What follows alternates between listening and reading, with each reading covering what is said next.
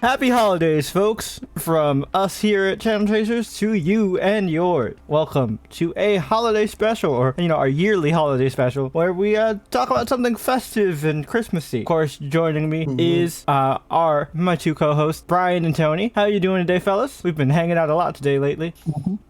We will get to that. We are doing things a little out of order. We technically recorded our Fragrant Flowers episode first, but because we were like, well, this should come out on the actual holiday. It feels weird to have the Christmas episode not come out around Christmas. So you'll be seeing this first. So it might get a little confusing seeing the Fragrant Flowers one later, and then the news is, old stories and the trailers came out a few weeks ago. Yeah, that's because we're switching up the sequence, but that's just so you know right off top. That's why it might seem a little weird. But with that little bit of housekeeping out of the way, let's start the episode off like we always do, and jump right into the news with Brian. Take away, Brian. So unfortunately, we do have to start with an in memoriam. And a pretty intense one at that. Yeah. And that is, of course, famous actor and director Rob Reiner, and I will say his wife Michelle. I was just like,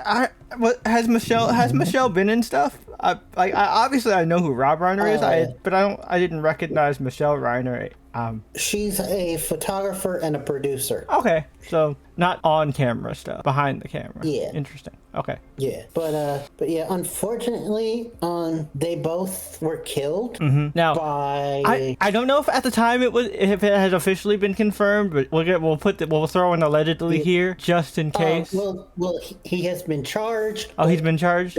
Okay. But there's no conviction or anything, so we can't say that it's for sure. Okay, so it's suspected to be their son. Yes. Let's put. I feel like that covers the bases there. Which yes, heart goes out to their daughter. Like, I can't even imagine. And I mean, dude, when I actually look through Rob Reiner's filmography, both as a director and an actor, dude was prolific as fuck. And I mean, the fact that he had Princess Bride and Stand By Me and Princess Bride back to back, and then after fucking Princess Bride was When Harry Met Sally.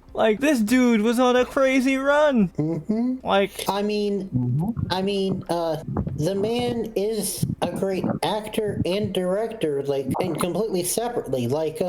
He got his start with All in the Family, being All in the Family, where he was Meathead. Yep. And he was acting up until very recently, because just this year of recording, he 2025 was in the sequel to Spinal Tap. Yep, that I heard. Which he directed.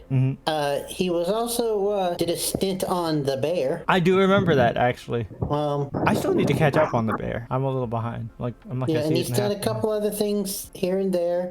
Ever since Meathead, though, I think his biggest acting gig has been the father on New Girl. Yeah. But directing-wise, the man was a beast. Yeah, he is a talent behind the camera for sure. I mean, just to knock off a few, Misery, Princess Bride, When Harry Met Sally. Like I said, Stand By Me. Stand By Me, the original Spinal Tap, which, by the way, for those that don't know, was the granddaddy of this fake documentary style. Yeah, it was. So it's been credited as the first, if not one of the first mockumentary. Yeah, and even stuff like The Office probably wouldn't exist without Spinal Tap. Oh yeah, that's true. And also Spinal Tap is kind of like a spiritual predecessor to stuff like Idiocracy. Yeah. And what's the amazing thing? He adapted two of my favorite authors' stories. Yeah, same. And Stand By Me. Same. That's a short story. Yeah. Mind you. That is amazing that you can get a hour-long movie out of 42 pages. Relatively short. Yeah. Stand By Me was a 42-page book, 42-page story. Yeah, and the man... For people who are curious, the story is not actually called Stand By Me. The story is called The Body, if you want to look it up and read it yourself. And the man is... It's really good. Yeah, and the man is credited as, like, probably the best adapter of Stephen King novels. Yeah, I would say prior to Flanagan, it was Rob Reiner. Flanagan's getting up there. Yeah, Flanagan. Muschietti did good with it, but like I feel like that's all Muschietti got. Yeah, and Welcome to Derry is amazing. Oh, I mean I count that under the It umbrella, so like like that's still under It. But yeah, no, he's done well. And then we have another director that's on the tip of my tongue, but he directed Green Mile. And yeah, I can't remember that gentleman's name either. That guy. Yeah, but Flanagan in modern times is probably one of the most successful like King adapter, because Flanagan did Gerald's Game, right? Yeah. As well. Yeah, he did Gerald's Game. He did Dr. Sleep. Yep. Yeah, and the name was the biggest challenge. Yep. And I think, Tony, the name that you were thinking of is Frank Darabont. There you go. Darabont. Yep. Who directed Green Mile, Shawshank, and The Mist. Yep. Yeah. But and The Mist is one of the weirder ones too. Mm-hmm. The fact that Rob Reiner could direct like classics of just drama, comedy, rom-com, horror. Yep. The man had range. He was super versatile. He will be missed. Indeed. For sure. Oh yeah. And he did get a star, but because his death was so abrupt, he never really got like one of those like the big ceremonies. Hollywood. Yeah. But yeah, he had a huge legacy, and he will be missed for sure. And if we go to like actual proper news, we got two like smaller stories, and then one that a little more absurd, but still want to talk about because lighten the mood and everything. But first of all, we got casting for Brainiac. Yep. I don't know how to say the guy's last name. His name is Lars something. Yeah, and he's a relative unknown German actor, so can't really say anything about it because don't really know his work. But trust James Gunn. I do trust James Gunn. Then next up, we gotta address it. The Marvel leaks. Man, that's some crazy shit, dude. Crazy shit. It looks like Cap has Franklin? ? Or is that Cap's baby? Whose baby is that? That is his and Peggy's baby. Okay, I was kind of confused if that was like Cap has Franklin. He got Franklin. He yoinked Franklin from Doom, or if that was Cap and Peggy's baby. Wasn't entirely sure. Because Franklin in the post-credit scene. Oh yeah, he's a toddler. Yeah, he's a toddler, not a baby. He was a toddler. You're right. I forgot about that. That. But yeah, so that's interesting. And I know there was one of Thor, but so do you think Steve and Peggy's baby could turn out to be like homie from next Avengers? Probably. Even though that one was I know that was Steve and Nat's baby, but like basically. And Peggy's also a badass super spy, so like I feel like that still falls in the same umbrella. Also, I do feel like that since we've seen the baby, we're probably going to see it as an adult. That baby is probably going to be the new Captain America. They're going to find a way to fucking age that baby up. No. Give us a new Cap. Well, maybe for the movie, but for Secret Wars. But I don't think he's gonna be permanent. I'm just saying he's gonna be a Captain America in Secret Wars. That's what I meant. Yeah. I definitely think that he might even be like an evil Cap. We don't know. I mean, if he's raised by his parents, I don't think he's gonna be evil, but he could be kidnapped or something. He might be taken by Doom. He could have been taken by Doom. Yeah, but it looks like children is gonna be a big thing because you got Franklin, they introduced Steve and Peggy's kid, and also Thor now has a daughter. Which that got me thinking as well. Are we gonna see TJ? Because we end of Black Panther 2. Oh no, dude! Why are you doing this, man? Like, are we gonna see TJ like grown up and shit? I would. I think that could be interesting, and that could be a good way to bring in like a new Black Panther. See, look. I like Letitia Wright, but I think if anybody is gonna get replaced by like a aged up like legacy character, it's gonna be BP. Yeah, and I don't know if you've seen the rumors, but there is rumors that we are at least going to see TJ as an adult, and the rumor is that he's going to be played by Damson Idris. Oh, I would love that. So if you guys don't know who Damson Idris is, he played Franklin on the FX series Snowfall, which was an amazing series. I would love that. I think that would be amazing. Yeah. And we are excited for the movie, both it and the Spider-Man, but there's not really much to talk about because the Spider-Man. We haven't seen it. The Spider-Man one doesn't have much. Like we saw hand ninjas. It's the big thing. We saw hand. Also, Boomerang, Tombstone has a role in this movie. Also, rumored. Now this is all speculation. Rumored is that Sadie Sink's character is a metahuman that is being hunted by damage control. And so a lot of people are immediately speculating Jean Grey. But I would like to remind people that Felicia Hardy has fucking metahuman powers. Also, there is also one who's more closely connected to Pete, and they even have a cartoon together. Yeah, Firestar. Yeah, Firestar's the most likely one, considering Sadie Sink is a natural redhead. But there's a thing in the back of my mind. My fucking synergy senses are tingling. Black Cat has been getting a huge push in the comics over the past year. So I would not be surprised if she's Black Cat. Well, here's the crazy thing that, according to one YouTube channel that I watched talking about the Spider-Man Brand New Day trailer, of course, the video speculated that it might be Jean Grey because they said that a psionic attack was hurled at Peter. Yeah. And so that's leading to Jean, and the whole reason why they might be introducing Jean in a Spider-Man movie is like a trickle-down effect for other mutant characters. Yeah, just soft release for X-Men. If Jean is here, here's my big hope. If Jean is here, I want Kitty Pryde to be here. Because, that was one of my favorite underrated relationships of the original Ultimate Universe. Oh, yeah. Even if, and I've gotten confirmation from this from the man himself, even if they only got together because Brian Michael Bendis loves Kitty Pryde, and he was like, I'm gonna put them together because I just like this character.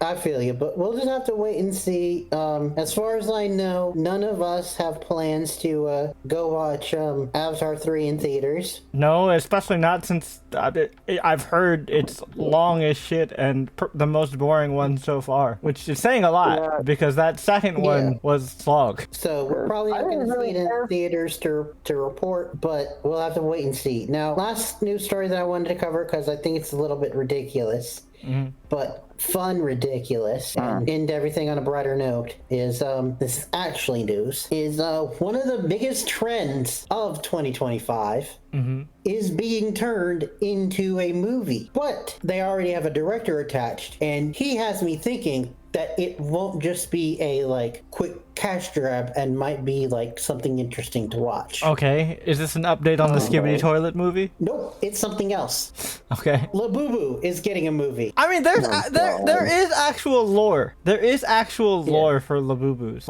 It's based on a book. It's based on a book. They essentially work like Smurfs, from what I understand. Yeah. So that's cool. But also, guess who is attached as director? Paul King, which name's not ringing a bell. That name doesn't sound familiar to you. He also is infamously known for taking a children's franchise and turning it with little material and turning it into a massive film franchise. Is that the Trolls guy? Nope. Paddington. Oh shit! Wait, no. The first Paddington was the Harry Potter guy. Nope. Yeah, no. The first Paddington was directed by Chris Columbus. I remember that. Maybe he did the second and third one, but I know the first one was directed directed by Chris Columbus. I'm double checking now, but I'm pretty sure it was Paul King. I could be wrong. I'm not dying on the hill.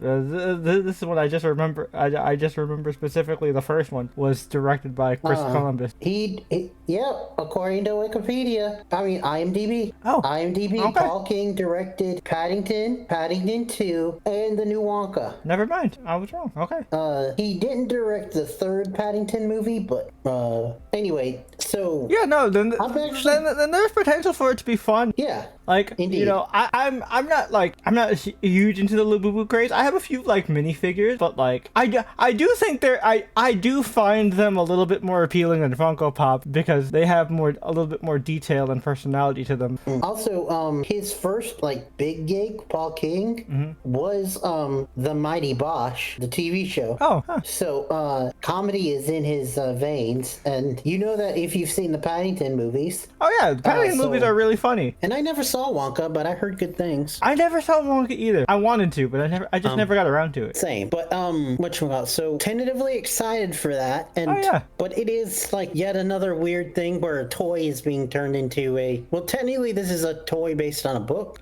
So, like I said, anyway. I feel like it's just it's an easy kind of Smurf story. I'm actually surprised it wasn't turned into a cartoon first. Yeah. Because of how similar Labubu's are to Smurf. Could have just done True. the Smurfs. Just no offense, but don't involve Katy Perry. Don't involve Katy Well, Perry. Don't involve Don't involve a random pop star. Because I was gonna say, because Rihanna was in the most recent one. She was Smurfette in that one. Which, you know what the funny thing is Natasha Lyonne is in that movie. And when she went to audition for it, she thought that she was auditioning for a Smurfette. But no, she ended up getting like this little like funky grandma character. Interesting. And it's like, you have Natasha Lyonne, and yet you're not going to use her for Smurfette? Yeah, but Rihanna though. I know. Also, only new music Rihanna has done recently is Don't for remind said me. movie. I'm still upset as a Rihanna fan. I'm pissed. I know. But that's it for news, y'all. Okay, so before we transition into screen time, well, we are going to just go ahead and transition into screen time. It's, of course, the segment of the podcast where we talk about the various pop culture rabbit holes and various hobbies and hyperfixations that we've gotten into over the past week. Before I jump into my screen time, we are going to jump into a segment we've skipped for a while because not much has happened, and we are going to talk about last week / this week in Guam. Holy shit, have we been through some stuff over the past couple sessions. So I will actually leave the recap of our Scion shenanigans to Brian, because Brian is a big player in the recent events. So as demigods in training, heroes in training, we got our first off-campus mission, and that was to observe and report the last known location of the last class, aka our previous characters. Yes, and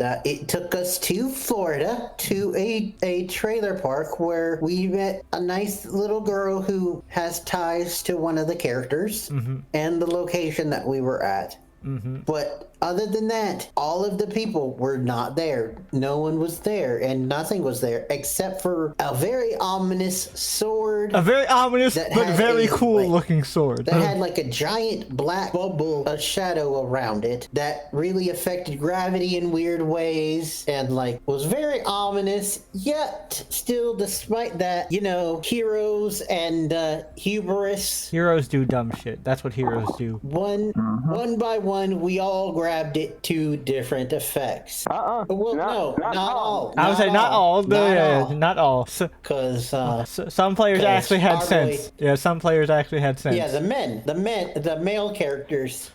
The way you said that. I'm sorry. Hold on. Wait. No, keep this in the Tony. But the way you said with such like confidence and emphasis. Yeah, the men. Because I was like, yeah, some of the characters had sense. Yeah, the men. These women, though. I didn't mean it that way. I meant it in a way that I didn't realize that coincidence until you said it. And I mean, technically, Ritsuko, like, touched it and was like, nope. So No. like there was at least Yeah. one woman who said, nah, Yeah. fuck this, I'm out. Yeah. We were the dumb bitches. Like, She was the first one that actually reached the sword, Yeah. and realized what it was, and basically told us not to do it. But it's like you tell somebody not to do something sometimes. But the sword is cool though. Yeah. So Tony failed like immediately. Everybody Cap. I think he passed level 1, but not level 2. Yep.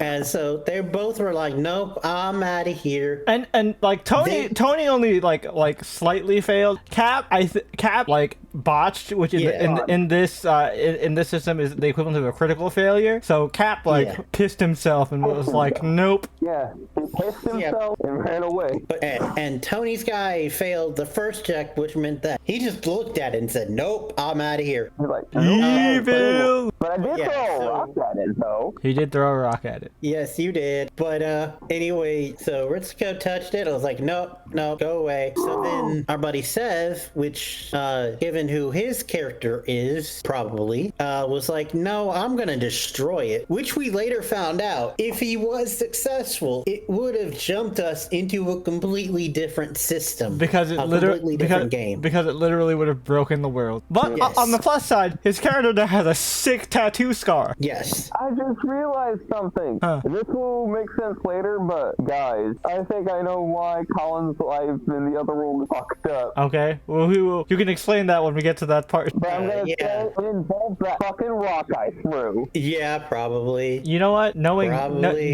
Knowing Darth and how like everything factors, yeah, I could see it. Yeah, because the only one that had like nothing happen to him that we know of so far is Cap, because Because Cap Seth did. has yet to confirm whether or not. Yeah. Which after he failed to destroy it and was bursting on fire, we saved him, and then Jay went in, Touch the thing. Yep, I touched the butt. grabbed it, was like, "No, it needs to go deeper." Giggity. Yep. And then So to explain, I grabbed the sword because, like, you know what Dart did. Whenever anybody grabbed the sword, he like pulled them into a separate voice channel so that like people could influence them, and you couldn't hear everybody else to kind of show that you were kind of in the realm of shadows. So what happened to me in the shadow realm was I touched the sword and like I got info dumped about the sword. This is the black hole sun. This thing is meant to kill sun god. This has the power to end the universe. And I was like, okay, that's scary. This thing, I can't let this thing fall. And, hero instincts, I can't let this thing fall into the wrong hands. But then, since my character is more of a let's weigh the risk type of thing. It's like, but wait a minute, I don't have to take it out of here. If I just leave it here, no one else is gonna get to it. Little did I know. that me, who has been trying to say that I was grabbing this for forever, actually finally did get a chance to when everyone else was distracted. And then Darth pulls me into the call and he's like, "Yeah, so this kills the sun, but your sun god is already dead or is dying." Which was Brian's like in story plot reveal. Congratulations, you're a Norse woman. Yeah. And also, well, if I didn't know it by then, he specifically told me, "Yeah, with this sword, you could stop Ragnarok." And my character has a hero complex, so she's like, I could save not only my godly parent, but the whole pantheon and all those many lives. I could save them if I just use the sword. So she pulled it out. Pause. And yeah, everything, all the like gravity stuff started to move again, and like, but look down at the party and they're yelling at her. Seb's character's on fire. I'm recovering from the residual evil. But you're like, "You absolute idiot." The And then lion, Cap, the who witch, and the botched- audacity of this bitch. And Cap, who botched, got the loudest I think the character has ever gotten, being like, "No." Which, I mean, you guys, if you're a longtime listener of the podcast, you guys know how loud Cap is. Cap is a friend of the Yes. show. He's been on the show before.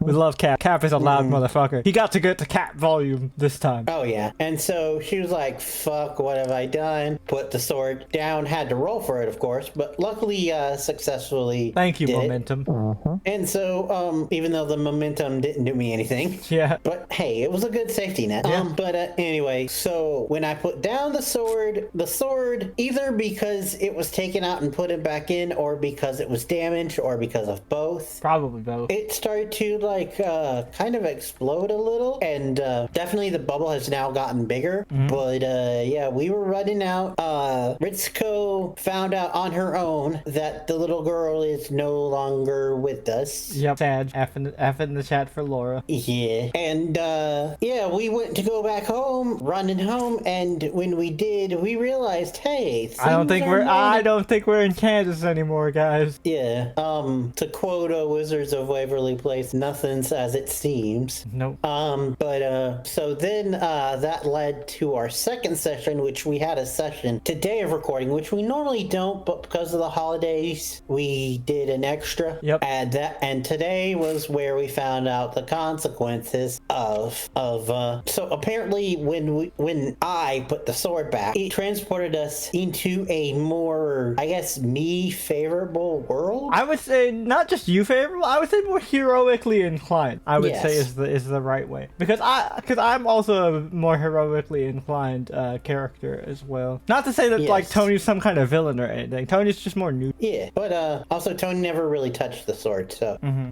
But yeah, so people from our backstories who were dead are no longer dead. Yeah, which led to some of our best RP of this campaign so far. Yeah, on a lot of people's ends. But also, what led to some good RP, is Tony found out, probably as a consequence of that stone, that his mom who left is back home, and his dad who stayed is now in jail. For horse crabs. Well, we don't know if it's actually horse crabs, but it's funnier to say it's horse crabs. Yes, because they run a horse ranch. Yep. And yeah, Tony, when he found out, lost his shit at Lucy over the phone. So in the middle in the middle of a populated campus. Yeah, so Lucy couldn't really process like everything that was going on at the time, and so when he mentioned that his dad is now in prison, that I put his dad in prison, she's like, your dad wouldn't have gone to prison if he hadn't have done the crimes, and that really set him off. And like old school, using a glove, slapped Lucy and challenged her to an actual duel, which Greg and Dahlia were world starring it. Well, technically Dahlia wasn't there. Dahlia helped edit the final product. Yes, that's what I meant. Yeah. But yeah, so and then we had our first PvP, which the dice really favored one side. Spoiler alert! It wasn't Brian. It wasn't Brian. Yeah, because for those that don't know, with this game, you roll a dice pool. I had a pretty big, when I was rolling to attack and to defend, I had a pretty big pool, because for attacking, I was rolling, I think 6 dice? Yeah, I think it's 6 dice. I was rolling 6 dice, and for defending, I was rolling 5, which in this system are both pretty decent sized pools. Yep. And for reference, I can see Tony's sheet. The difference between their dice pool is literally 1 dice. Tony just has 1 extra dice, so it's not substantial. Like it's not like Tony. But, it's not like Tony was like his stats were far and above Lucy's. But given my rolls over the course of the very quick combat, I rolled 6 natural ones. So double botching almost every roll. So things did not go well for Lucy in the slightest. And even the time that I did attack, Tony here rolled 5 successes for defending, which that means that either all of his were successes or his dice exploded, which meant that he got the max and could roll again. Which, side note, like in my head when I was like listening to this and imagining it, I imagined when Brian's character punched Tony's character, all you hear is the squeaky toy sound. Yeah. Don't give me that much disrespect. I mean, with how bad the roll was, I kind of got to. Well, not with how bad the roll was, with how hard Tony defended. It's not a disrespect towards you. It's how much Tony fucking buffed up his defenses. Yeah, What? because I have a knack that basically gives me just natural armor if I'm not wearing any armor. Yeah. So I'm like, beefy as shit. And then he also rolled like a god, so like. Yeah. It's kind of like that infamous saying, what happens when a unstoppable force meets an immovable object? Yep. Because because my character is pretty well built for combat. Oh yeah. No, like I was trying to say earlier, like it was like on paper, it's a very even fight because like stat wise, there isn't a substantial difference, like a significant difference. Yeah, but you know, the dice have other things to say. Yeah. So then we hugged it out, and everything was okay. I went to go get the nurse, and we had some pizza. And I was like, and I came back with pizza like Troy from Community. But you know, luckily the dorm wasn't on fire. It was just Lucy getting treated by the doctor. I rocked your shit. He really did. Meanwhile, after beating my butt, Tony just went off with his girlfriend, question mark? Friend who's a girl. We'll say friend who's a girl because we don't actually know if they're dating in this universe. Oh yeah, which by the way, we did find out that Jay has a girlfriend. Yeah, we found out Dahlia and the Cyclops that we mentioned before from our earlier test, Elena, apparently are a thing in this universe. So okay, I'm cool with that. And my character is maybe has a girlfriend with with Max, one of our teammates that we haven't met yet, that was off on another mission. That's part of the B team. Because I don't know about y'all, because y'all read that text. When she said that they had multiple walks together, that made me think. Yeah, I was thinking it too. Girlfriend? And also the fact that when like we were talking about the rooms, Kana even mentioned to you, while I'm sure Max would not mind you at all sleeping in her room, that also leads me to believe that you guys have demonetizable stuff. Oh yeah, so for sure, my girlfriend, who is maybe in danger. No, she's not in danger because she only one member of B team is missing, and it was the one guy. They're just on a mission. But we don't know how their mission is going, but yes, could be. Which the one that is missing is unrelated to that. Yep. But also threw us all for a loop for a second because he has the same exact name as a character, one of my characters from a previous game. Yeah, that was funny. Also, like, you know, Dahlia, because this world is so much has so much other stuff. Like, you know, her uncle is alive, and you know she's got a relationship, still has her job, and she has a job in the place that she wanted to work at in the first place. So she's everything's coming up Dahlia. So you know she's embracing it. She's just like, no, this is my world now. This is my life now. I live here. This is my world. Yeah, and I'm pretty much on that side because like my mom's back from the dead. I have a girlfriend. I don't have a job. You have a girlfriend that wasn't like toxic, because I remember that was part of your backstory. You had a really bad breakup before you started school. I remember. But we're still friends. But it's one of those like you've heard about it before with like lesbian, where it's like you realize that, or sometimes it happens with. I was saying it happened with straight people too, because I've been there, where like you're kind of terrible for each other, but you realize when you're friends, oh, you know, you're a cool friend. We just sucked as a couple. Yeah, that's her. That's her. I definitely have. It's still like TBD, but in my playlist that I made for Lucy, definitely one of her songs is a cover of "Casual" from Chapel Road. Nice, but yeah. So also on the other end of our party, you know, while you know Lucy and Dahlia are kind of embracing the new world and it's like, this is our world now, Ritsuko is not having any of it, because Ritsuko is an honest, good girl, and is like, oh no, this isn't right. We shouldn't be lying to these people. And she's like telling everybody, yeah, we're not this, you know, we're not from here. We're not from this world. Everything's weird. And so like Dahlia is kind of scrambled. It's like, no, it's fine. Everything's cool. We're all right. But you know, we'll see how that goes. But yeah, that is the craziness of Guam. We were left on it. We were left in quite this precarious situation. But yeah, back to screen time. I will start. I don't have too much.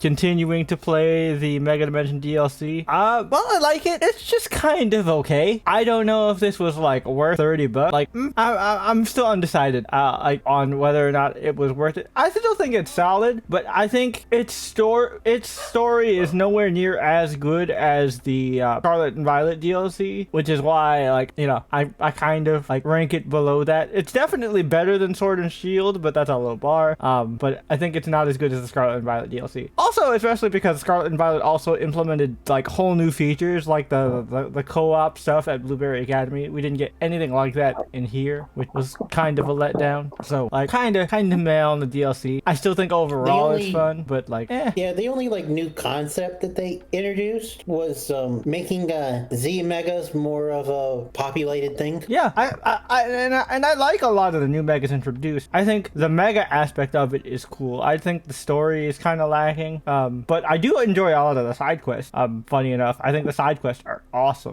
But the main story just kind of sucks. I'd say it's a serviceable continuation, and it makes some sense, but it's not. It's not terrible. No, but like you understand where I'm coming from, though, Tony. Because like on the high that the story ended in the main story, this was kind of lackluster. Mid. It's very mid, but it's a fun kind of mid. Oh yeah, like but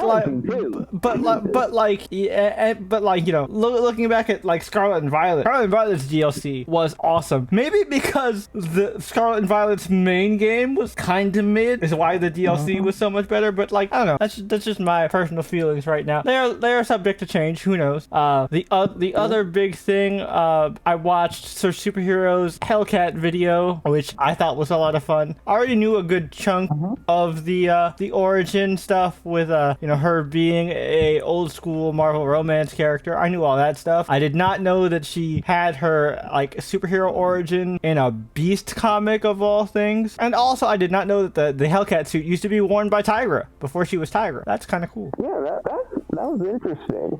But I've always liked Patsy as a character. I'm actually surprised that the video did not talk about Trish at all, which I mean I understand. Trish kind of sucks. And if people don't know who Trish is, Trish was the Patsy Walker that was introduced into the Defenders Marvel Netflix universe that was like adopted sisters with Jessica Jones. Oh god. Who was a really cool character but fell off the wagon real fast towards the end. Like they hinted at the end of one season, oh, she's getting her powers now. Cut to next season, she's using the powers to be an antagonist. I love how Search Superhero described Patsy as a character. It actually reminds me of Brian's character in Guam, Lucy, because how Search Superhero describes Patsy is she's just a normal person who is really confident that she can just do this shit. Yeah, that's kind of Lucy. Because she like barges into the Avengers mansion and is like, you owe me a favor, you big blue motherfucker. Make me a superhero. And also the fact that she was married like twice. Yep. Once to like, you know, her romance comic love interest Bud Baxter, who turned out to be an asshole that eventually turned into a deranged dogman. A fascist deranged dogman. A fascist deranged dogman. That is important to include. And then she was married to the literal son of Satan, but not actual Satan, just a character named Satan. David Hellstrom. Yep, which you know, that was a time. And then now she's like off again, on again with Tony. We don't know if they're off or on because she did reject his proposal, which fair because her and marriage aren't really, you know, on the best terms. So I totally get why she would say no to the marriage. I don't know if that also led to a breakup or if they're actually still together. She's featured in the character spread for his upcoming series, so I'm guessing they're together still. And to be fair, the last time she got married, the second time she got married, she kind of fucking died. Yep. So yeah, she's got a lot of PTSD attached to that. She's a very fun character. I enjoyed that video. That was a good video. The other thing, connected to mythology and stuff, which if you haven't seen it, go watch the Search Superhero video. But also, I've caught up on Percy Jackson so far. I've seen the first 3 episodes of Percy Jackson the Olympian Season 2, and I actually posted a video on the channel reviewing the 3rd episode, but technically I reviewed all 3 episodes in one go there. Really good. I'm enjoying Season 2. Still has some of the same problems I had with Season 1, but they're definitely making efforts to, you know, lessen those issues that I had with the first season. And I think, like, looking back at it, I was very generous to the first season because of just the pure hype of, oh my god, they're actually doing stuff that I wanted to see, and I was like less critical about about it because I was more blinded by fan hype of, oh my god, this is what I've wanted to see this whole time kind of thing. But now that I'm like more clear-headed about it, I still think the show is very good, and I think season 2 is even better. But there's still a lot of stuff they can work on and do better. But none of that has to do with the actors. I think the actors are doing fantastic. The fact that that you guys are like fucking trying to bully these children is just sad. Oh yeah. But yeah, Percy Jackson pretty solid. Staying to Greek mythology, the last major thing that I have to talk about is I actually finally after some time, because I saw it was on sale, I bought Hades 2 for my Switch 2. I've been meaning to buy Hades 2 for a while now. I just forgot about it. But I loved the original Hades game. I beat it a while ago on Steam. And I'm playing Hades 2 now, and it's a lot of fun. I really like it. The combat is even more refined, and I enjoy it a lot. It's got a lot of depth to it. I love all the interactions with the various Greek mythological characters and the different relationships and interplay between all the different characters. That shit is like crack to me, especially when it comes to Greek mythology. You guys have heard me on like the Blood of Zeus episode and the Percy Jackson episode. Greek mythology is my shit. So like Hades 2 is awesome. The soundtrack continues to kick ass. Really enjoyed it. And then I guess to transition into Brian, I haven't watched episode 10 yet. I haven't finished episode 10. I started it, but I at least watched episode 9 of Critical Role Campaign 4. So I guess transitioning into Brian. Brian, what did you think of episode 9? Well, I've watched 9 and started to watch 10, so you might have to help me on this one. Okay. Because they might blur together, but basically we had the soldiers and there was like a small cold open with the schemers table, like, but we don't return to the schemers until episode 10, because I know at least in the beginning part I met with episode 10 we were with the schemers. Oh yeah, that's a cold open again. Oh, it's a cold open again. Okay. Yeah, but basically I kind of got a little spoiled a tiny bit, and it's made me figure out what they're doing. Okay. Which if you don't mind the tiny bit, oh yeah, go ahead. Basically 10 ends with the soldiers leveling up. So I did kind of get spoiled with that, because I saw a video called "Level Up the Soldiers" on the Critical Role. Yeah, so I had the same spoiler, but what I think that they're doing is that we're just gonna finish the story for each one, and then that'll end on the level up. Yeah, and that we're gonna catch up with some of them through the cold opens, but most of the story is gonna be about that particular table. That makes sense. But yeah, so in this one we get to Sloke. 9. Yeah, we get to Sloke at 9, and they have the big fight against Casimir Cavendale, who they've been chasing down for a few episodes now. Very satisfying moment. Oh yeah. You as a player of any TTRPG, you love to hear your DM say these magic words. So how do you want to do this? Yeah. And when it can trickle down that it is a plot relevant baddie to your specific character. So satisfying. Oh my. And her last words. She had one hell of a line, dude. Holy shit. Laura Bailey has been really shining in the soldiers side of campaign 4. Well, they also I saw an interview with her about like what are the differences between Brennan and Matt, and she kind of sidestepped that and instead talked about like what it's like to have a smaller table, because she said with a bigger table, because there is a difference between 5 to 8 players. Oh yeah, for sure. She said that with a bigger table, it's like you'll have moments where you have something that you want to say, but you don't want to interrupt the moment, or you don't want to like take attention away from somebody else, so you'll hold it back. But with a more intimate table, you can talk about it. That's actually why I like the size of our Scion group, because it's 6 people, so it's not like super small, but like it's also not like overwhelming. Yeah, I have a buddy who I play D&D with, and another group who like tried DMing for the first time, but ended up DMing for, I think it was like in like a 7-player table for his first time DMing. Ooh. Yeah, so he very quickly got burnt out. Understandable. And like ended up, but part of the reason why is because they invited one person, and they invited their significant other, and then another friend of theirs over and asked to join, and he felt bad trying to say no. But yeah, this was probably some of the best action that Campaign 4 has had so far, and Campaign 4 has had some really solid action. Oh yeah, like I don't know if it was in that episode. Yeah, it was in that episode. We had Tayor, Travis's character, which by the way is Leonin Paladin, jump off of the wall of a smaller castle, but right onto a dude with his flail. Also, I liked how fucking Cadigan, Robbie Damon's character, kind of followed that up. That was really fucking funny. I thought that was hilarious. Well, also, and speaking about Cadigan had a moment where he was trying to sneak around on the castle roof and rolled a nat 1. Yep. So Brendan was like, so the guy, you don't sneak around bad. It's just the one guy that I've already mentioned before, just doing his rounds, opens the door right next to you and immediately sees you. And so what does Cadigan do? He yeets the dude off the castle. Yep, that was definitely a Cadigan move. And another thing I enjoyed that was really cool is Brendan introduces a homebrew new mechanic involving death saves, is all I'll say, which I think is a really interesting idea. Yeah, it is. It also gives you the question, do you want to be selfish or do you want to help your party? Also, speaking of, I teased it to you before, dude, but the moment that made Brennan get up and run around the table. Yep. And that was Sam's character was going one-on-one, like in an RP with a bad guy going back and forth. Yep. And they're just talking, and it looks like it's not going Sam's way. So instead of like trying to do something to like turn it around or anything, he just casts thaumaturgy on his voice and yells for help.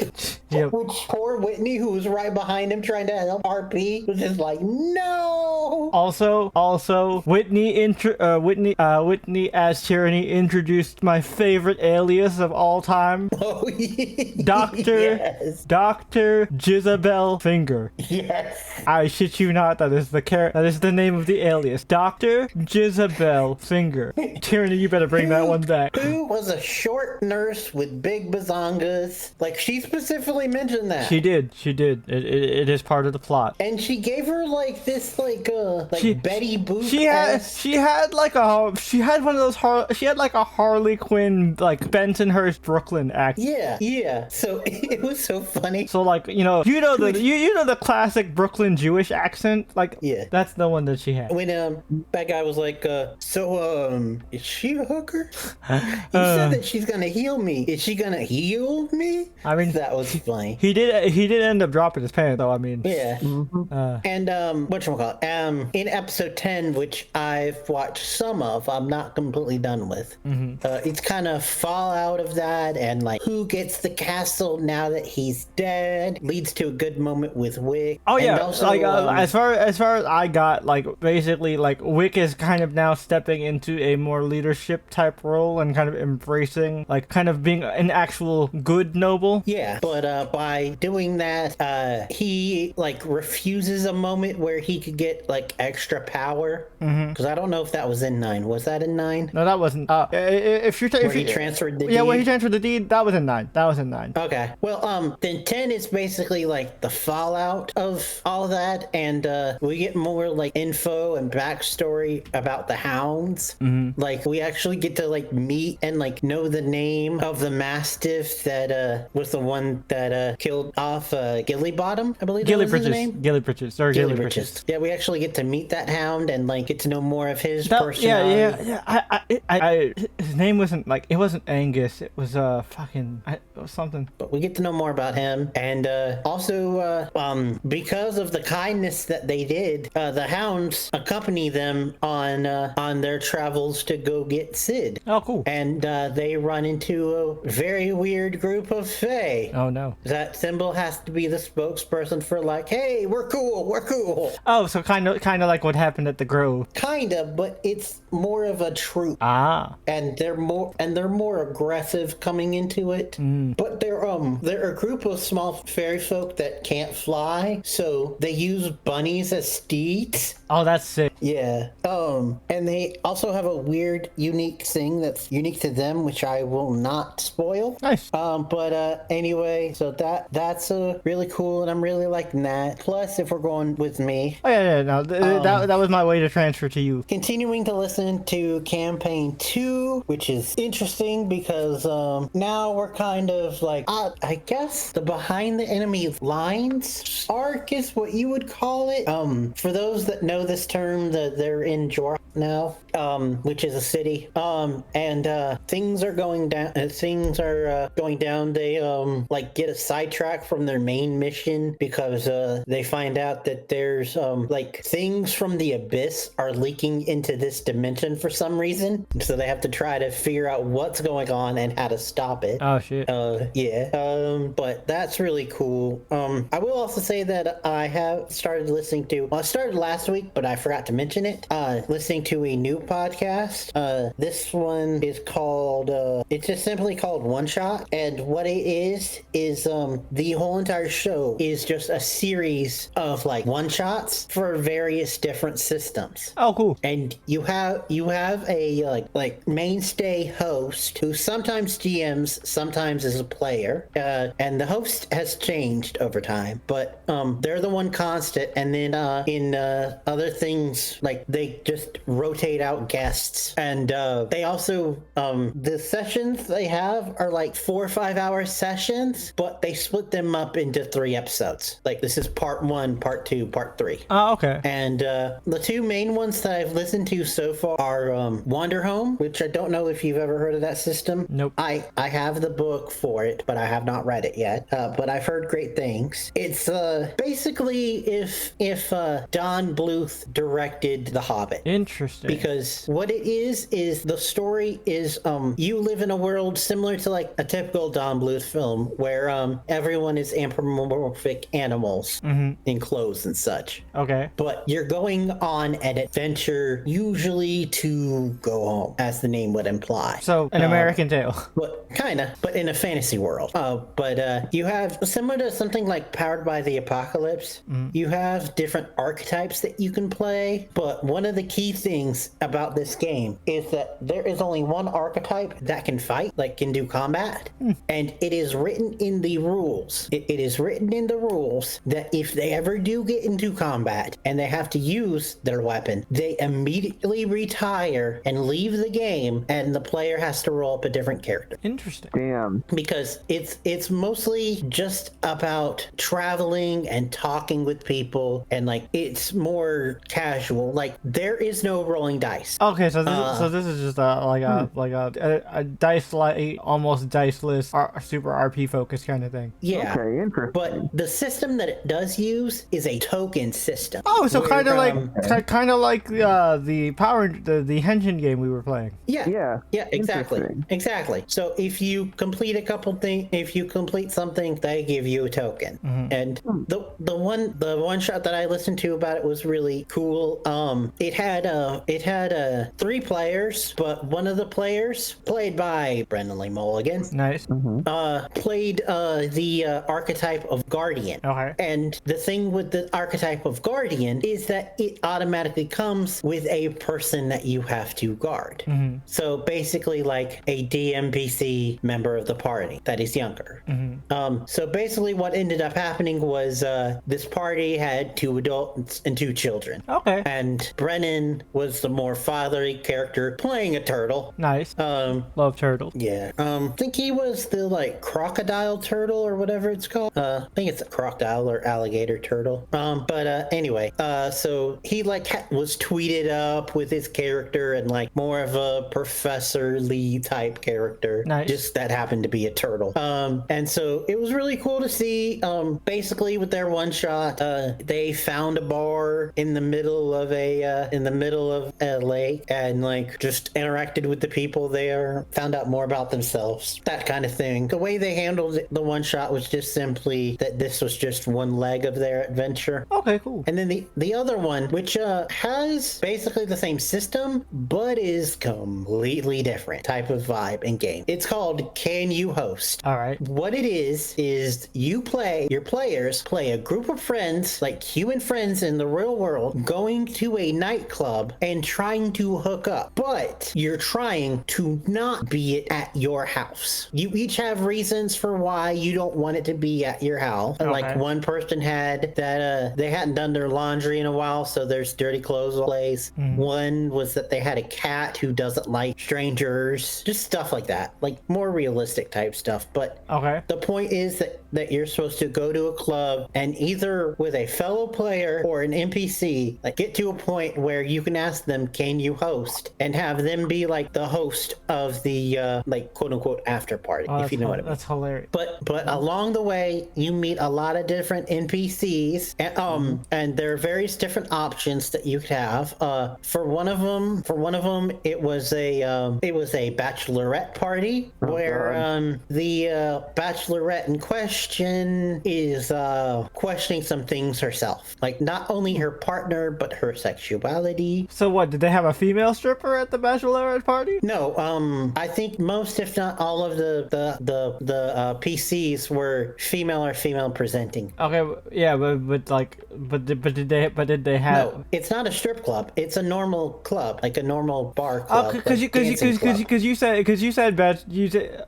bachelorette Yeah. party. I immediately The I just bachelorette immediately- party was visiting the club. Oh, okay, gotcha. Because you can have a bachelorette party at various different Oh, places. I know. I just immediately when you I've seen a lot of particular bits of entertainment with this exact premise, and usually this premise involves a stripper. So that's why. No stripper this time. But yeah, that was really cool to see, and it was funny to see how things acted. Because sometimes when you're in RP, you'll make up things, and then like you'll roll with things that the DM has already set up, and it can lead to some interesting stuff. Like one of the PCs had written into her backstory that she had a bad ex. Well, turns out the bad ex is the fiance, Ooh, and interesting. let's just say their timelines overlap. Oh shit, that's messy as hell. Yeah, and spoiler alert, I think she's the one that went home with the bride.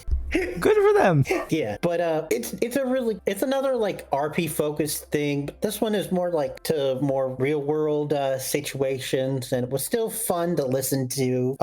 Also, I've been keeping up with the different anime. I won't get into it like Jay does. Like skipping over it like Jay does, because it's just like you're repeating the same thing over and over, and you don't want to give every play by play. You know what I mean? Yeah, I gotcha. Continuing to watch Tojima wants to be a common writer, and also trying to catch up on May I Ask for One Final Thing, or whatever it's called. No, that's what it's called. Which Scarlett from that show, definitely up there with female protagonists. Yeah. I really like her. She's fun. She's fun. Yeah. You want to talk about somebody with audacity? Yeah, Also, homegirl has nothing but audacity. Yeah, I just also been watching a lot of YouTube reactors. Circling back to Critical Role, because one of the things reactors is I watched the penultimate episode of The Mighty Nine. I really liked it. This one also went against campaign, but still kept the spirit of the show, and it introduced one of my favorite NPCs of all of the Mighty Nine campaign. One Mr. Pumat Soul, who is campaign 2's Gilmore. He's the vendor. magic Okay, cool. item salesman. Nice. But he is far different from Gilmore, because I said it before, but I'll reiterate again. Gilmore is like what I would expect if Jay came up with a magic item salesman, like store owner. Fair. Pumat is kind of what I would imagine if Tony and I were to collab on. Oh, that's hilarious. Yeah. Very far different vibe, but I love Pumat Soul.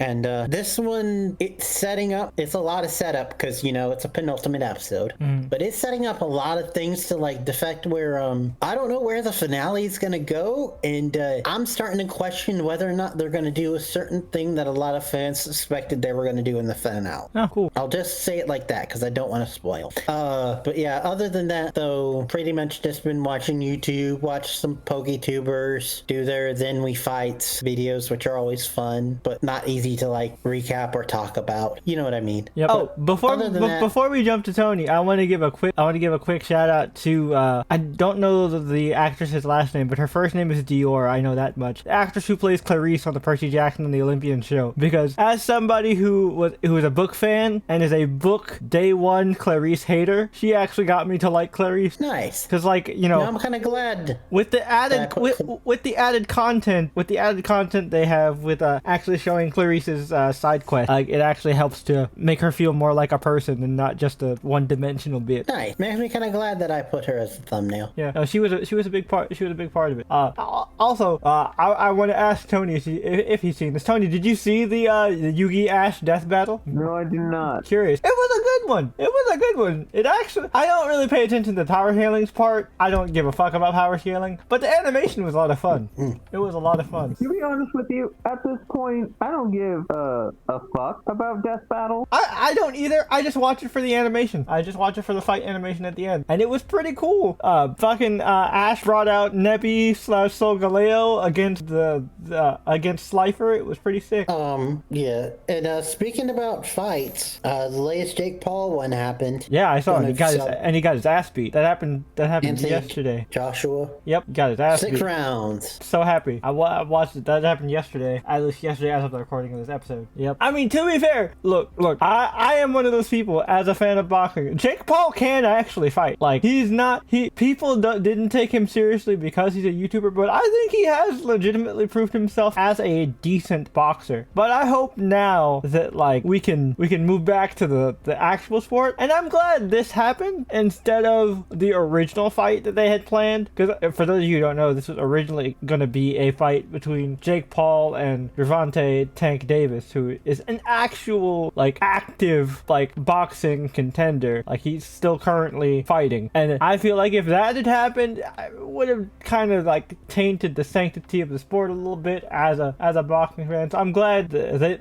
they got this off. I think it was well handled. The undercard was really interesting, and it was good. It was good to see Jake Paul finally lose, prove that this shit isn't just rigged. So nice. Yeah. Now on to you, Tony. I guess we'll give Tony a second and then pass it to him when he's ready. Yeah. Okay. Sorry, I had to look into something that caught my eye. No problem. And that being, Digimon Beat Break, the episode that dropped today. As of the recording of this episode, in Japan, the boy Gakumon finally achieves his champion form. Nice. I have not seen the episode for myself, and I'll be doing a review series on Digimon Beat Break, which I'll just be covering the entirety of this first part, like the first 12 episodes, just to be on the safe side. Oh, so you're gonna do? So is it a 2-core anime? Is it 12 and 12? Well, what's already been released, we're getting 49 episodes of Beat Break. Oh, okay. So, depending on, I think it's a set 49, I'm not 100% sure, so don't quote me on that. We're just going to be getting this nice tight story. Okay, cool. For this Digimon anime. And we finally got Gakumon digivolving into his champion form, which I need to watch the context of the episode because I want to see that happen. Mm-hmm. But the biggest thing that I saw in screen time, really, because I saw the Patsy Walker Search Superhero episode, I watched a 2-hour-long video on Daredevil by Mullet Man. Oh, I love Mullet Man. Mullet Man, for those of you, we have actually brought up Mullet Man before. He made that awesome video on The Maker. Yeah, and he did a 2-hour-long video on Matt Murdock. I have seen the Daredevil video as well. Yeah, no, it's a good one. Mm-hmm. But the biggest one that I will talk about is, and I cannot stop getting enough of this, is VTubers reacting to more Pars and Casual Geographic. It is hilarious. But the most recent ones that I found, but I'll only mostly talk about one, is this Linus VTuber by the name of Tetra. Mm-hmm. Now,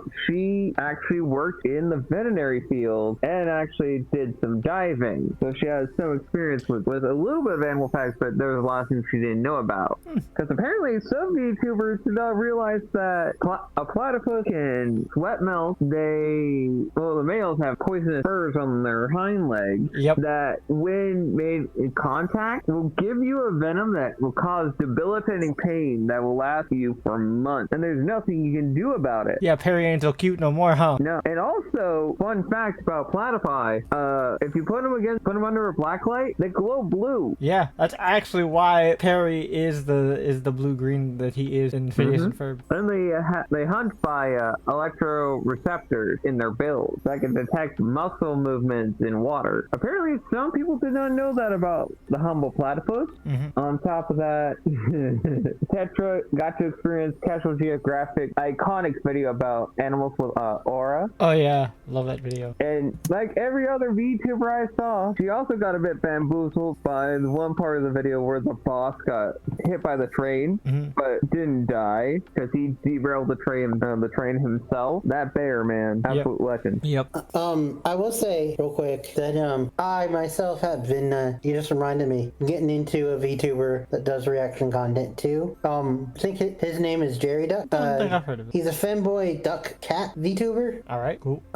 And he reacts to a lot of stuff like the vintage recipes guy. He also like plays Dark Souls and stuff. But one of the things is that he also does like the reacting to like the Fire Chronicles thing, Fireman Chronicles. But he'll sometimes bring in his dad, who his dad was an actual firefighter paramedic. Oh, cool. So that's really cool to see. Anything else you want to highlight, Tony? No, that's it. Okay, cool. Oh, also, Hades 2 did make me sad because in World 2, you go to Oceanus, and obviously you fight. So because you're in Oceanus, you fight a lot of aquatic monsters and stuff. I had to fight jellyfish, and that made me sad. I was like, I don't want to fight my friends. I work with these guys. I like these guys.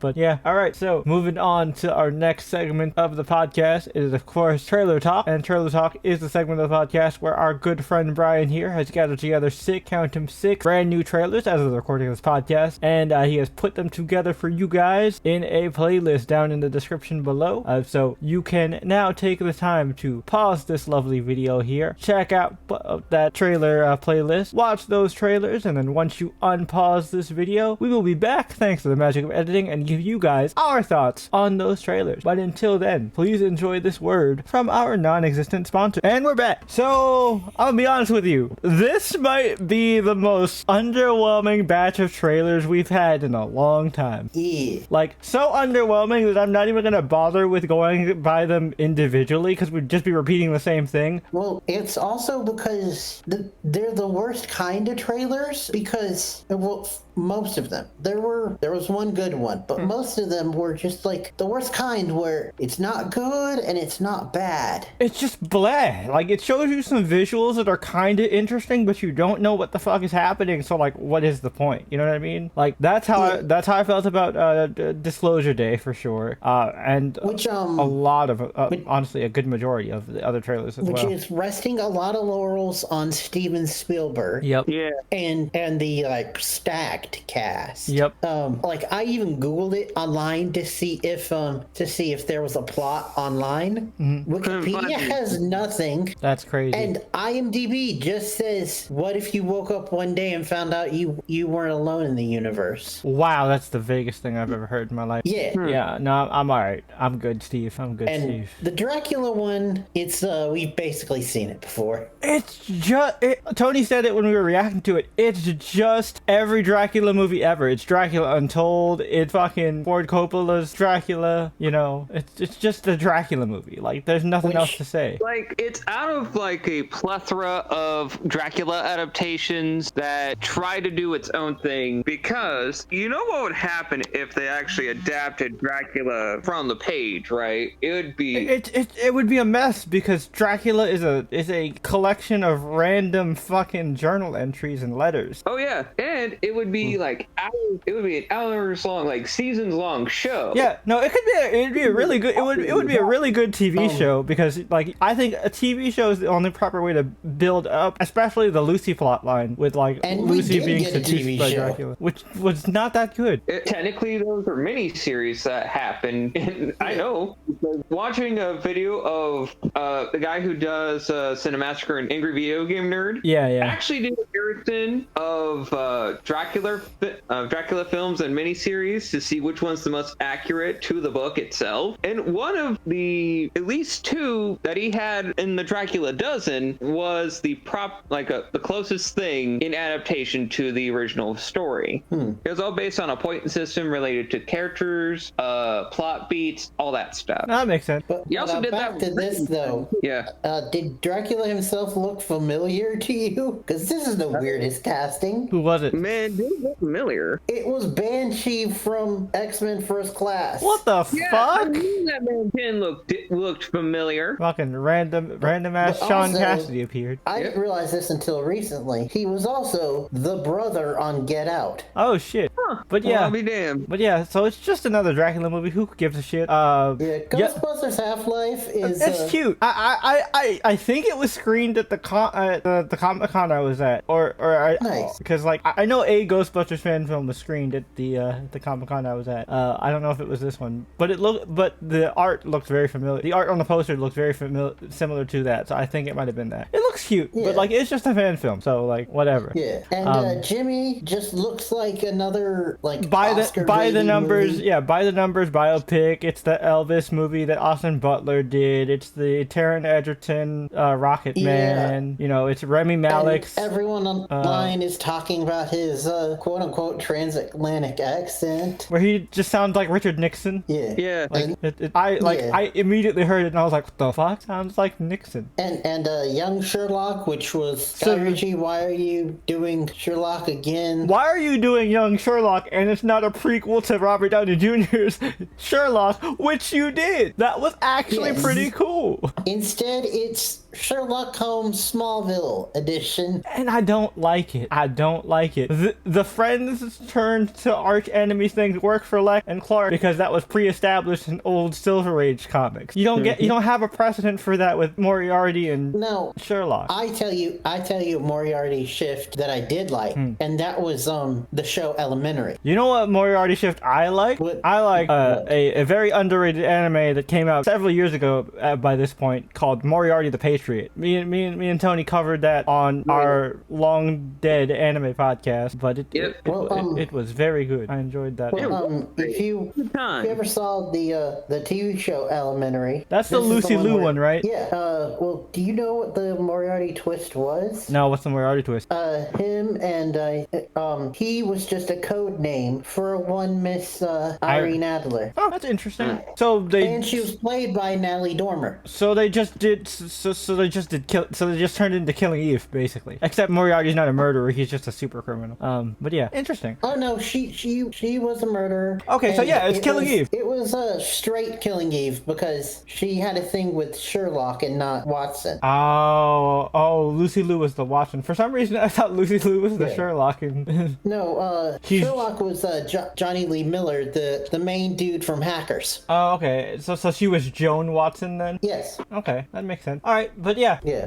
Who gives a fuck? Young Sherlock was kind of lame, which is Yeah. sad because Guy Ritchie, at the very least, is usually at the very least very interesting stylistically. But I got nothing. But the funny thing is out of all this sea of meh, we did have one gem. Yeah, Ponies looked cool as shit. I kind of want to watch yeah. that one, and it's got Amelia Clark in it. Yeah. She needs a redemption arc after the L's she's had to take with Game of Thrones season 8, Secret Invasion, Terminator Genesis. Which is the And then, weirdest Genesis I've ever seen. Yep. And also another former Disney star, Haley Lou Richardson. What Disney show was she in? Shake It Up. Oh, cool. She was also in that short-lived Pretty Little Liars spinoff, Ravenswood. Oh, I remember Ravenswood. Yeah, but she's a good actress too, and Yeah. it's gonna be cool to see them together. It looks fun, and it has an interesting concept, and that trailer actually had a hook, like a trailer's supposed to have. Yeah. So that's the only we're one. excited for that one. We're probably if it fits into the schedule, we'll definitely cover it. Peacock isn't on our streaming services list, so Yeah. So maybe look out for that. yeah, for sure. But the rest, probably not. Nah, that's a no from me, dog. To quote the great Randy Jackson, that's gonna be a no from me, dog. But yeah, So let's move on to our main topic. which we had a lot more fun than I expected. But I think disclaimer, I think you will only have fun if you watch it with family and friends. This is not a watch by yourself kind of movie. And the reason we had fun with it was because we were making fun of it. And I don't mean it in like a mean-spirited way. We were kind of just MST3King it because, you know, we've all seen, you know, hundreds of Christmas movies at this point. We were just kind of making fun of it, calling it as stuff was happening. And like, it's fun. It's fun. It's not doing anything revolutionary, anything like, you know, that'll like, you know, knock your socks off. But it's cute. The family and the love interest all have great chemistry. You know, the story is super predictable. You can call it from jump, which we pretty much did. There were even times where we were like, there was even one case where we were like, are they going this route? Oh no, they're not going this route. Wait, Brian made a call, and then I was like, well, it could also be this. And it turns out, you know, Brian's thing almost happened, and then it was like, okay, so I guess that wasn't it, huh? But then also a thing that Jay had called happened, even though we thought that they had swerved away from it. Yep. Yeah. So like, again, it's a very by the numbers, but it's a fun movie. It definitely has heart. It has the spirit, and like, you know, if you're trying to get festive and you think Lana Lang from Superman and Lois was hot, go watch this movie. Or if you've never seen Superman and Lois and you just want to see a hot MILF in a very tight dress. Yeah. Which, thank you, costume department. Yeah, no, she was absolutely gorgeous. Like, you know, the movie didn't keep me engaged, but you know, like, to not to sound like dismissive and male gazy, but at least she was very pretty, so I wasn't like I wasn't compelled to look away. Yeah, and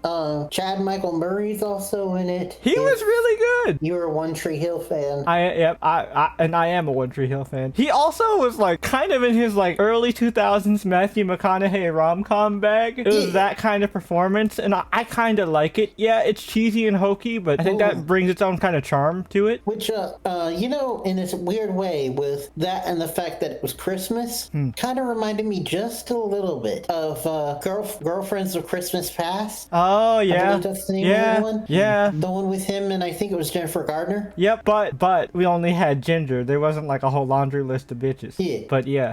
Yeah. No, we still to this day do not know her name. Yeah.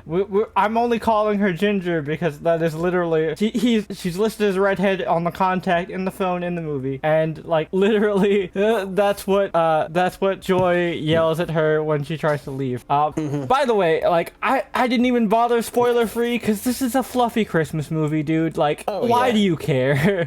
Why do you care about spoilers? This is a Christmas movie. I mean, we know how it goes. We don't need to do a spoiler because you know how this goes. I am still surprised that this was not on Hallmark.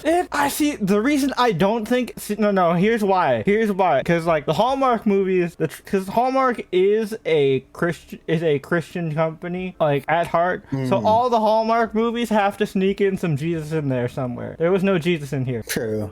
Not that you have to sneak. Not that you like sneaking in Jesus is a thing. I mean, you know, we've turned Christmas into a Jesus holiday, so like it's not. You don't really need an excuse. But like Hallmark really kind of like puts in the subtle religious undertones, sometimes overtones with their stuff. That's the big difference here. But I also think there was a lot more earnestness in this acting. Yeah, you know what I mean? Like it didn't feel like they were just filling an archetype. Which I do gotta give credit to the older actors. I also gotta give credit to the younger actors because like the little girl who played Sabrina, she was great. Yeah. And $30 lemonade is ridiculous though. Like what the hell? $30? What the fuck? Yeah. And Marta, who works only 2 days out of the week, but still gets enough that she could have a timeshare in Boca Raton. Like also like Joy's books make a lot of money, but I mean she did make 12 of them. They all seem to be like 12. They all seem to be Christmas related. I guess she's like the book equivalent to Mariah Carey, man. I guess. All she needs is that one time of the year to cash in the money. Did you catch what the name of her series is though? What was the name of her series? Joy to the World. Okay, so it's the name of the movie. Yeah. Okay, that makes sense. And our lead character's name is Joy. Yeah.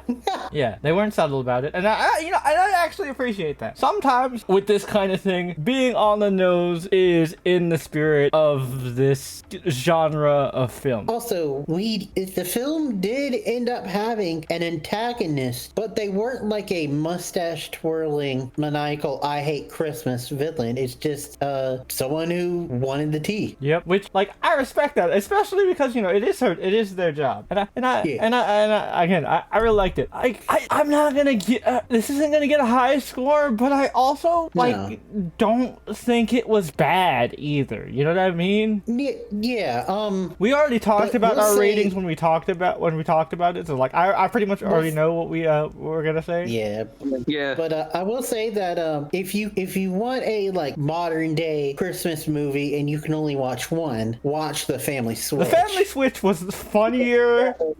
It was funnier, had a lot more heart, and I really rooted for that family. Yeah. So Family Switch is definitely better for comparing our own holiday specials. But this one wasn't bad. Like, I don't regret watching it. Like, it was cute. No. Yeah, it was adorable in its own way, and our leading lady learned a valuable lesson, like they do in every Christmas movie. But also, this is how I felt, but there were no real stakes. There were no stakes. She got off completely scot-free. It was just like, I got exposed for being a fraud and a liar. Oh, she's a fraud and a liar? I'm a fraud and a liar. She's just like me for real. Mm-hmm. And also at the end, I was like, what the fuck? Yeah, no. Like, and the intimidating publisher was actually he's Santa Claus. I don't care what anybody says. My head canon, that man is Santa. He's Santa in disguise. And I agree with that head. But he's like, yeah, I knew you were fucking lying. But I did too. And the way that that reveal scene happened, it reminded me of an old TV show. If y'all remember Touched by an Angel. Yeah. Oh God. Yeah, I remember that. Yeah, it definitely had that kind of vibe. But like, these types of movies is one of those ones. If you pull at a thread a little bit, the whole thing falls apart. So like, we're not gonna fucking nitpick at it. It's a fucking Christmas movie, guys. But we have definitely we've definitely seen better. Yeah, we've seen better. Yeah. Jingle Jangle, this is not. We've seen a lot worse. Yeah, we have also seen a lot worse. Yeah, we have seen worse. Oh, sweet Jesus. Monkey King and Heart of Stone. Those regular ass movies in general, man. Yeah. Heart of Stone is kind of the worst kind of the worst kind of experience, because it's just like, it's just there. It exists. I don't even remember anything besides Gal Gadot being in. Yeah, Gal it was just Gadot being a secret agent, which she does every time. Like, that's kind of just what she does now. but this one was she broke her super spy programming because they killed her adoptive family. Like, it wasn't until I saw that movie that I actually started to believe the whole Gal Gadot actually can't act. It was just Patty Jenkins was able to get a really good performance out of her in Wonder Woman 1 thing. I'm like, you might be right. You might be right. But By the way, speaking about her, just quick heads up. So apparently Red Notice 2 is in danger. Oh, I'm so surprised. And it's because of the biggest reason why you would think The Rock? the two big heads are knocking heads. What, The Rock and Chris Evans? No, Ryan Reynolds. Oh, Red Notice was the one with Ryan Reynolds. Because it's Christmas, I was thinking of the Christmas one that The Rock and Chris Evans did. Oh yeah, no. This one is that one's called Red One. That's why I thought. Yeah. Oh my God, The Rock is so generic that he kind of makes the same thing and just reskins it. But yeah, his big head is clashing with Ryan Reynolds' big head, and yeah. But yeah, so yeah, surprise, it's just kind of it's a good, cute movie, but like nothing to write home about. Go stick to your classics. Watch your Wizard of Oz, your Home Alone, your Die Hard, Harry Potter, Christmas Vacation, any of the various cartoon Christmas specials. Me personally, I always watch the Justice League episode with Martian Manhunter every year. Beautiful episode. Oh, also one that you probably should add to the rotation, I'd say. TV show, well, miniseries now. Hawkeye. Oh yeah, Hawkeye's pretty. Hawkeye's a solid one to watch around the holidays. Part of it does take place during Christmas. Yeah. So all of us kind of gave it a 7 out of 10. It's a solid movie, but Christmas movies are kind of graded on a curve because we're not Scrooges here. Like we have holiday spirit. Yeah. But nothing to write home about. But we are excited to wrap up this year because I was just gonna say real quick, as a heads up to the people at home, that is the next one that we are recording. But the next next one you're But- gonna see is, Fragrant flowers. which I know Bloom with is, Dignity? yeah, Bloom with Dignity, which I know is gonna be weird because like a couple episodes ago you heard us tease that one before. We decided like literally last minute that like, well, we want the Christmas episode to come out close to Christmas, otherwise it kind of defeats the purpose of having a holiday special. So we moved some stuff around. So we can actually tell you the next 2 episodes coming up. That's our Christmas present to you. We'll tell you what you can have to look forward to from us.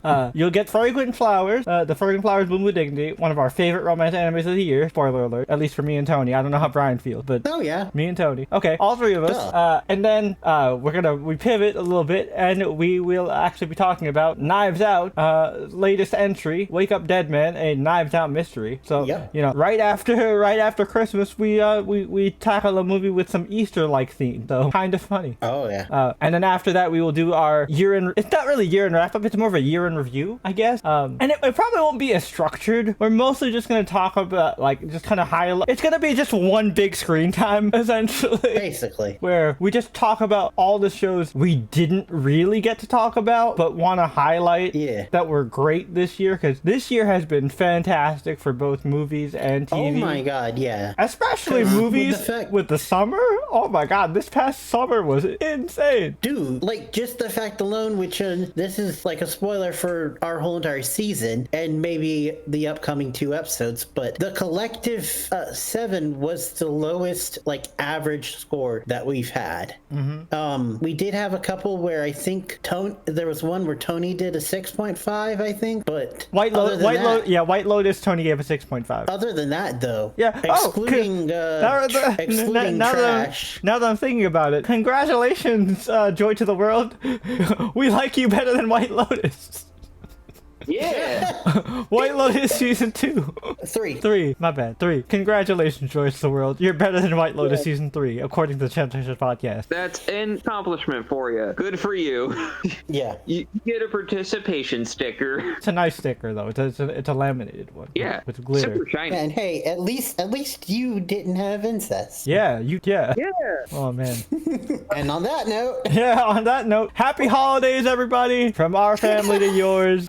You'll hear our past selves talk about stuff, but we will see you fresh from the new year. Also, just a reminder, Brian and we haven't sorted out the when we're gonna do it and when we're gonna upload schedule-wise for it, but Brian and I, sometime at the top of the year, will be doing a Channel Chasers Classic episode to do Stranger Things season 4, or is it 5? It's 4, isn't it? 5. It's 5. Okay, yeah.